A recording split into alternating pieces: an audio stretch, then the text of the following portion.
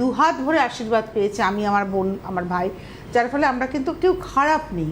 এই টাচুট মানে আমরা কিন্তু কেউ খারাপ না। এবারে আজকে যে আলোচনাটা করব, দেখুন অনন্যাদির তার জ্যোতিষ পেশাগত জীবনে সফলতা দিতে পেরেছেন একটাই কারণ, তিনি কিন্তু সময়টাকে গুরুত্ব দিয়েছেন প্রত্যেকটা ছকে, এবং এই মুহূর্তের গোচরকালীন।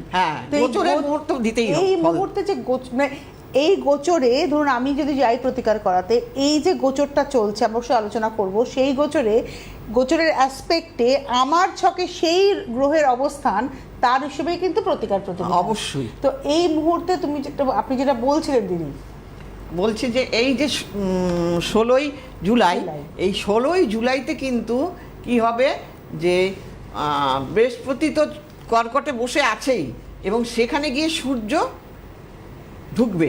আর এই ঢোকার ফলে কিন্তু দুটো বিশাল যোগ তৈরি হবে, একটা হলো গজকিশোরী যোগ, একটা হলো মহালক্ষ্মী রাজ যোগ। এই যোগের ফলে কিন্তু যারা নাকি কর্কট রাশি, যাদের নাকি মেষ রাশি আর মিথুন রাশি, এরা কিন্তু বিশাল লাভবান হবে। এইবার লাভবান বলতে কি, যদি তোমার বুধটা ভালো থাকে, গ্রহটা যদি তোমার চন্দ্রটা ভালো থাকে, বৃহস্পতিটা ভালো থাকে, তাহলেই তুমি লাভবান হবে।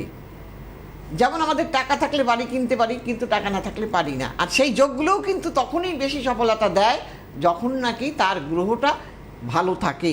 তাহলে যাদের এই রাশির লোকের গ্রহ ভালো আছে তারা অবশ্যই ভালো ফল পাবেন। কেন এই কথাটা বললাম? আপনারা বলবেন আমার তো কই হলো না। আরে ভাই, তোমার হবে কেন? আমার কাছে একজন দেখাতে এসে বলে, দিদি আমার তো বৃহস্পতিটা ভালো জায়গায় আছে, তাও তো আমার কিছু হচ্ছে না। আমি বলি, তাই যদি হতো, তোমার মা তোমার ভালো চাইছে বা তোমার হিতাকাঙ্ক্ষী তোমার ভালো চাইছে, সেই ভালো কাজটা করতে গেলে অর্থের দরকার। এবার তার অর্থ নেই, তা সে ভালো চেয়েই বা লাভটা কী হবে? ঠিক তেমনি এই গ্রহটাকে ভালো থাকতে হবে, এই গ্রহগুলোকে, তবেই আপনি তার সফলতা পাবেন।